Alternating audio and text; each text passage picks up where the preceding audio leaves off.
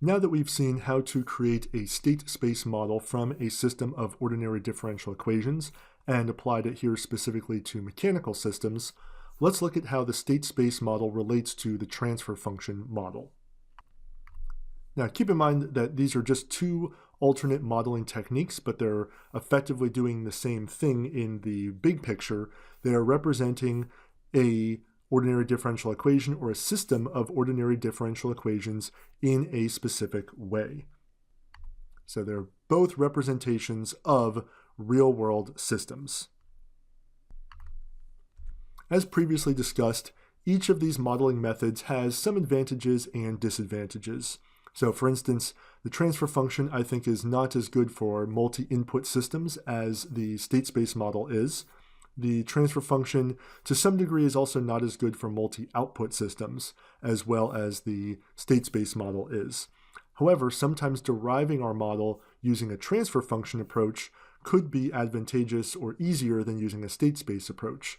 So for instance, when we were looking at the electrical systems or the electrical analogs like we would see in a fluid system or a thermal system, I think getting the model in the transfer function form for those types of systems is easier than starting in the time domain and working for the state space model.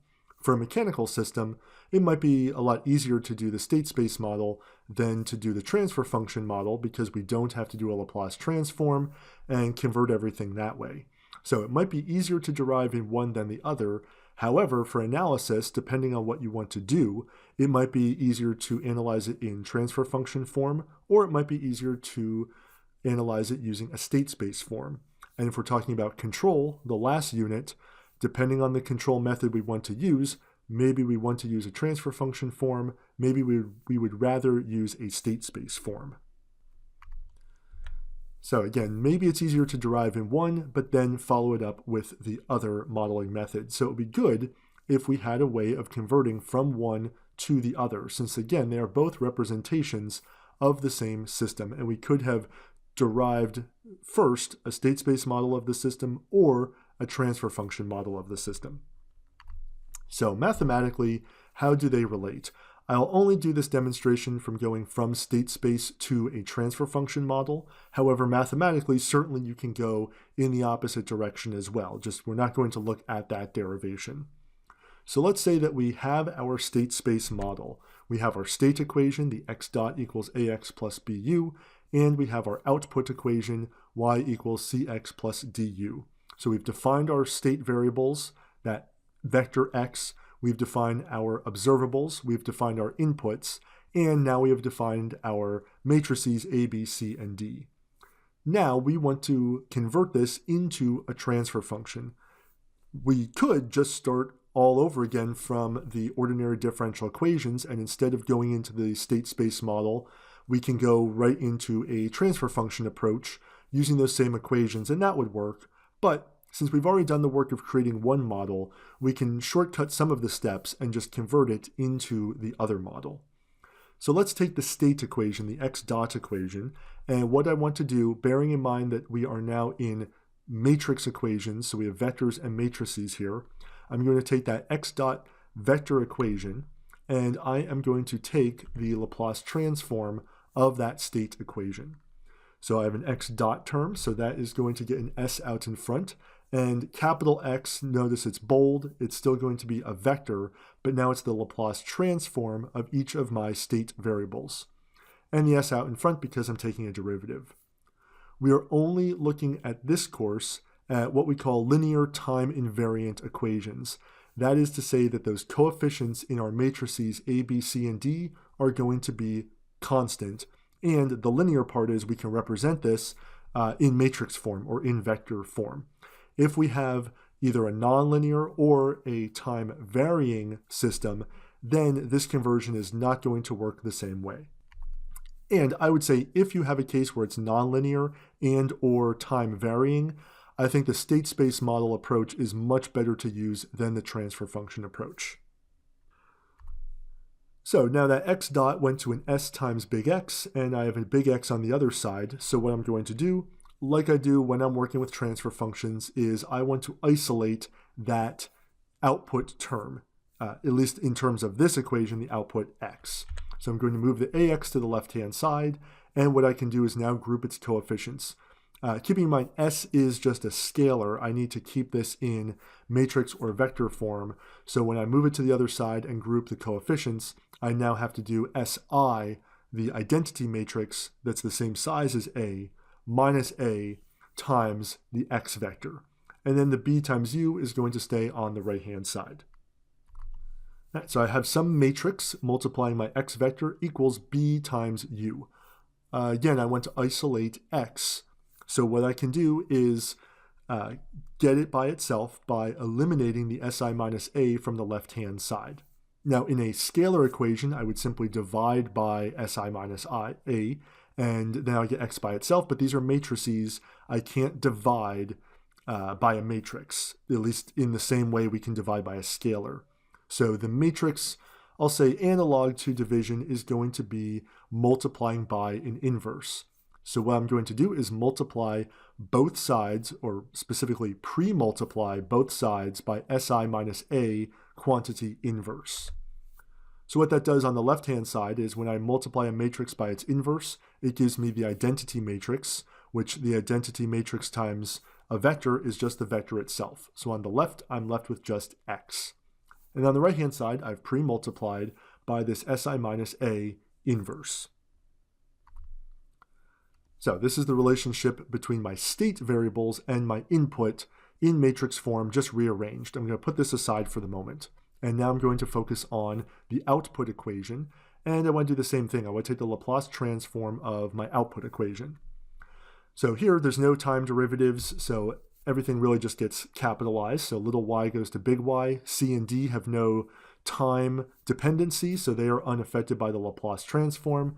And the Laplace transform of x and u go to big X and big U. Now notice in this equation, I have y, I have x, I have u. My transfer function, I am interested ultimately in finding my outputs over my inputs. The outputs in my system are y, the state variables are x. The outputs are the things I'm actually able to observe in my system. So what I can do here is I can substitute in for x the x expression that I just had above. And now I'm going to get an equation that doesn't have x in it, and I can rearrange it. So I skipped a little bit of the algebra here, but again, I substituted that x in, that SI minus A inverse times BU, and now I have a bunch of coefficients in front of u that I can group together.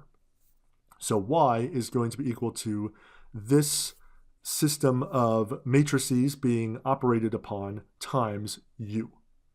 And finally, since the transfer function is my output over my input, I can express this instead as y over u is these matrices, my C matrix times the inverse of SI minus A, post-multiplied by my B matrix, plus my D matrix. Now, keep in mind, for this to work out with the right dimensions, my A, B, C, and D matrices have to themselves have the right dimensions. So this is why, even though in this course at least the D matrix is commonly just a zeros matrix, the size certainly does matter for it to be able to use it in operations. The C matrix is often just ones and zeros, but again, its sizing matters for doing operations with it like we're doing here. So mathematically, this is how we can convert from a state space form to a transfer function form by operating with the matrices that we created during the state space process. And this would work for us. We just have to do the matrix operations. But as soon as the matrices get over 2 by 2, let's say we have more than 2 state variables, doing this by hand is definitely not going to be something we're interested in doing. So we can lean on a program like MATLAB to do some of this work for us. So how can we convert in MATLAB? In the background, note it's going to be doing this operation, but it's going to be doing it in an automated way using the function ss2tf, number 2 tf.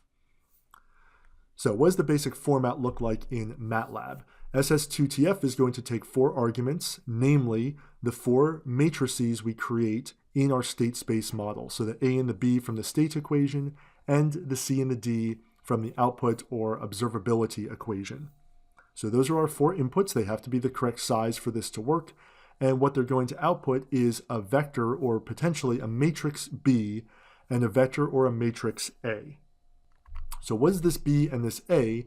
What it returns are actually the numerators, numerator or numerators, and denominator or denominators for the transfer function for this same model. So it's just doing the conversion for us to go from the state space to the transfer function form. Now note, B is going to have as many rows as the number of observables that we have. So however many rows of C and D we have, we'll have that many rows of B. And what these are, each of them is going to be the numerator for a transfer function that is going to be tied to which of the order of the observables. So let's say our observables are just X and Y. We're going to get the first row is then going to correspond to the transfer function for the output of X, and the second row of B would be the numerator for the transfer function for the output of Y. And we'll see that A is going to have multiple rows only when we have multiple inputs in our system. So that would depend on the number of columns of B, the number of columns of D also.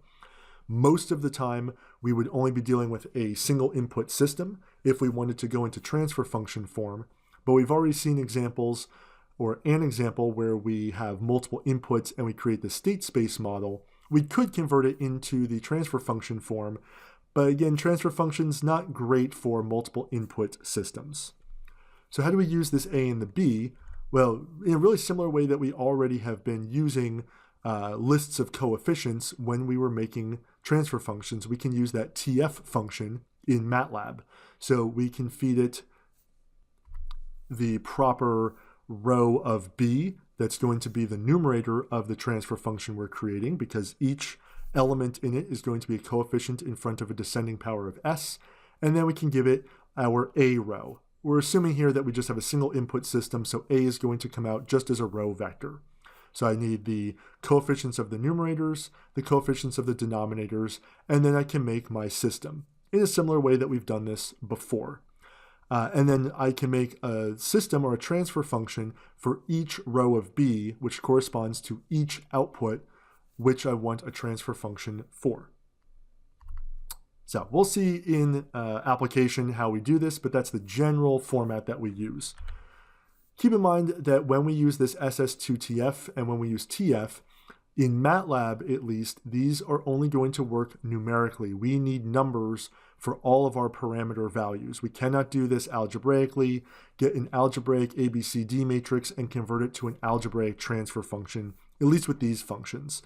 If we use something like Mathematica, and we go to those definitions on the previous slide, then we can do that conversion symbolically. We could do it leaving everything in its parameter form rather than putting in values.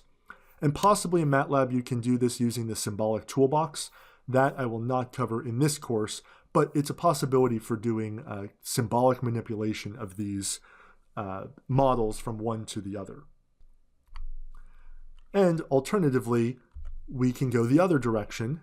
Through MATLAB, we can take our transfer function and go to a state space model using, well, kind of the opposite function, TF2SS. And we'll see an example of this as we go through.